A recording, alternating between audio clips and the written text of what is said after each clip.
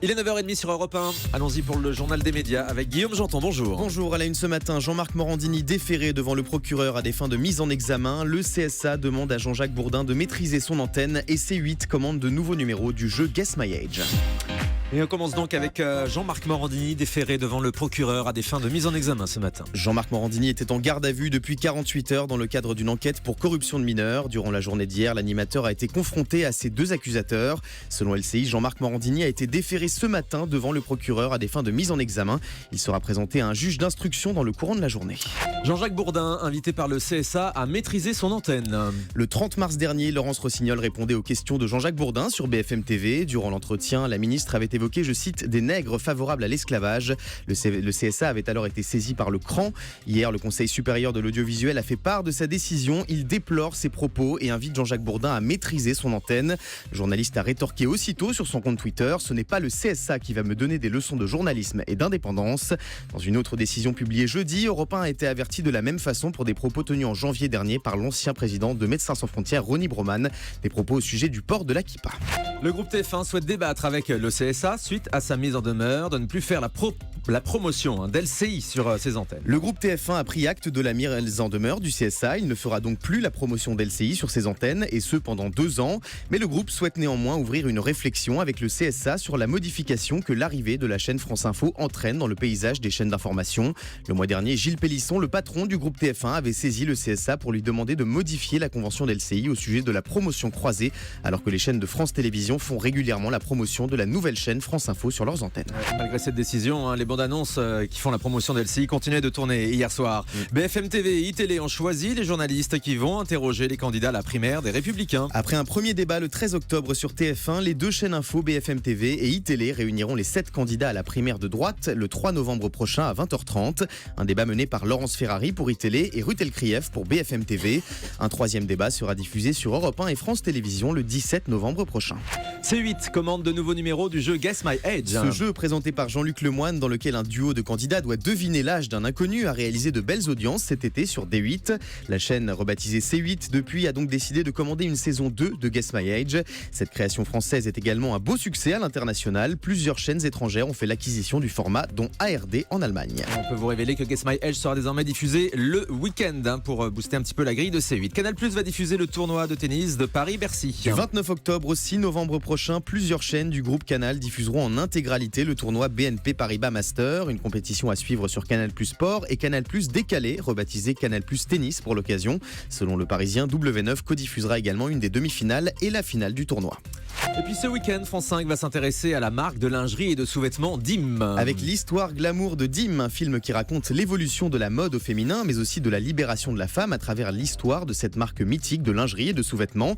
Alors pour tout savoir sur les dessous des dessous, rendez-vous dimanche à 9h25 sur France 5. Alors, j'ai eu la chance de voir le film en avant-première. C'est une vraie saga des Badim. Alors on revoit tous les spots de pubs magnifiques dus au plus grand photographe, et puis l'histoire de la musique historique. Ah oui, Voilà, l'origine de cette musique historique, plus exactement. Voilà. À vous regarder. Très bien, Thomas. C'est réjouissant. C'est sur France 5 dimanche matin. Et ben voilà, c'est noté. RMC Découverte va lancer une nouvelle émission consacrée aux voitures. Suite au succès de Top Gear, RMC Découverte va adapter le format britannique Wheeler Dealers. Le concept, un duo de professionnels de l'automobile vont acheter et réparer des voitures afin de les revendre au prix fort. Démarrage prévu le lundi 10 octobre prochain en prime time. Ça faisait comment la musique de Dim déjà, Julie ? Presque dans le ton. Ça swing, hein ? Musique de film à l'origine qui sont allés chercher à Hollywood. Et donc qui a fait la célébrité de cette publicité, puisque la preuve, on s'en souvient tous aujourd'hui. Allez, on termine avec le chiffre du jour. 80, c'est le nombre de records de victoires consécutives de Christian, candidat des 12 coups de midi de Jean-Luc Reichmann sur TF1. Hier, Christian a détrôné Bruno, l'ancien détenteur du record de participation. Prochain objectif pour Christian, devenir le recordman absolu du jeu en dépassant peut-être la barre des 417 828 € de gains. Et nous sommes tout de suite en direct avec Christian. Je vous avais promis hier qu'on le rappellerait au fur et à mesure de ses victoires. Christian, bonjour. Oui, bonjour. Ça y est, vous êtes devenu le plus grand champion de l'histoire du jeu de Jean-Luc Reichmann avec 81 participations. Félicitations. Comment le vivez-vous ? Bah écoutez, c'est un grand plaisir puisque cet objectif me semblait un peu inaccessible parce que c'est très très long de faire 81 émissions. Mais enfin voilà, ça y est, je l'ai fait. Comme je l'ai dit hier sur le plateau, j'ai dit I did it en parlant en anglais exprès. Ouais. Et en fait voilà, donc c'est une grande fierté parce que c'est un record qui datait depuis plus de 3 ans maintenant. Et voilà, maintenant je suis donc tout là-haut parmi le classement des meilleurs maîtres de midi. Alors bien évidemment, ça fait vraiment plaisir. Mais quel est votre objectif maintenant, Christian? Dépasser les 100 participations, aller jusqu'à 500 000 euros?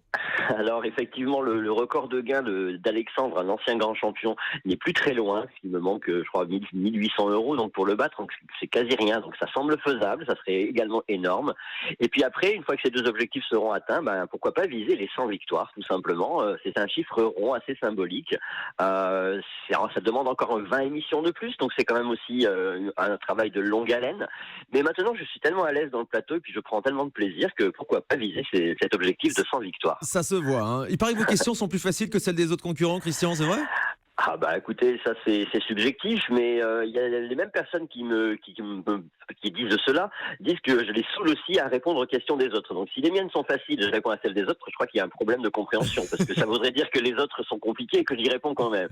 Donc je laisse dire, parce que bien évidemment c'est complètement infondé. Les questions sont bien évidemment assez souvent orientées sur certains thèmes, comme dans beaucoup de jeux télé, mais elles ne sont en aucun cas plus faciles. C'est très subjectif de dire ça. Vous avez eu en ligne, Christian, le jour de notre rentrée, le 22 août dernier. Vous nous aviez expliqué que vous étiez arrivé dans ce jeu en étant complètement fauché. Là, ça va mieux forcément avec 400 000 euros de gains. Qu'est-ce que vous allez faire de tout cet argent? Alors effectivement, la situation change du tout au tout. Je suis quelqu'un d'assez raisonnable par rapport aux gains. Pour moi, ça sera tout simplement remettre la situation à flot, ça paraît évident. Et surtout, mettre à l'abri mes deux petits garçons, puisque j'ai 2 enfants qui ont 7 et 5 ans et demi. Donc ça sera leur préparer un bel avenir pour leur entrer dans la vie active, leur payer les études, leur payer leur permis. Et de mon côté, ça sera simplement me faire plaisir, améliorer effectivement le quotidien et certainement devenir propriétaire et voyager. Eh ben, belle histoire. Félicitations encore, Christian. On vous retrouve ce midi de nouveau dans les 12 coups de midi et encore bravo pour ce brillant parcours. Merci d'avoir été sur Europe 1 ce matin.